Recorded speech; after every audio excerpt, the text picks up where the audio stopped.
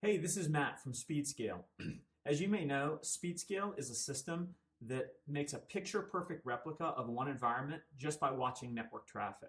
Now, if you're a platform engineer, that means you have an instant preview environment that's already loaded with production-like data. If you're a tester, that means you automatically have generated service mocks by watching how an application runs. So that's all fantastic if you have access to an environment with traffic. But in this video, I want to talk briefly about how to record from a local desktop. So I'm going to show you how to create an environment or bootstrap a recording of an environment just by watching a process on your local machine. Now, without further ado, let's get started. I'm going to assume that you already have the Speedcuttle CLI installed, and you can find that in your tenant if you don't have it installed already. Now, I have created the world's simplest demo app in a language called Golang, but a lot of these instructions apply the same no matter what your app is running on. But I'm going to go and run that application on my local Macintosh. Then I'm going to run a JMeter script that it could be like a load generator. And then that demo app is going to call out to a default API, SpaceX's API. So it's a really simple demo app where you ping it, it pings SpaceX. Now, to get started with recording, first thing I'm going to do is start the Speedscale recorder, and that's called the capture command. Now, to do that, I have to give it two pieces of information.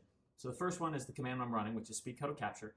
The second one is the service that we're looking at, right, that we want to be called, right? So that's usually going to be localhost. And then 8080 is the port. So this should be the port that your app is going to be listening on. Now, I go ahead and run this. I get some instructions here up at the top. These are important. Now, you may recognize the process I'm going through if you have used something like a Postman collection and use that recorder, or Bruno, or these kinds of tools where you record inbound traffic or requests going out from a browser. This is a little bit more sophisticated in that it's not only recording the traffic going in, but also the traffic going out of your process. So changing to where Speedscale can record the traffic going in is as simple as changing what endpoint we hit. So that's not too bad. Now, there's a little bit more work we need to do to capture the outbound traffic. This is optional, but we recommend it so that you can create service mocks. So I'm going to go ahead and I'm going to copy this entire set of environment variables. And I'm going to paste them into a new terminal window that is where I'm going to run my demo application. So I go ahead and I just export these environment variables. And then I run my demo application as I would normally.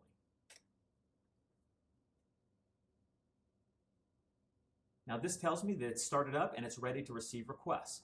Now, because in my hypothetical here, I'm going to be running using a common tool set for a load test, I'm going to use JMeter. Now, this is the world's simplest JMeter script to go along with the world's simplest application. But all I did was follow directions here, where what Speedcuttle told me to do, which was to record from localhost, port number 4143. So that's our proxy port, if you will, although it's not officially a proxy, where we're going to be listening. I'm going to run this script several times. And this is going to cause a variety of transactions to be run. Speedscale is now paying attention to both the inbound and outbound. And I can see that because when I go look in the Speedscale console, I now see my graphs are populated and I have traffic coming in. We have observed and started building a model of the environment. You'll notice that Speedscale's model of the environment looks a lot like my architectural diagram. You'll also notice that for every inbound call that I made with JMeter, I have that recorded. And I also have the outbound transaction that went to SpaceX as a result. All I have to do in order to turn this into a preview environment or run it locally, like for debugging purposes, is hit this replay button. Now, in addition to the replay button, you can also replay this locally using the command line and the Speedcuttle replay command.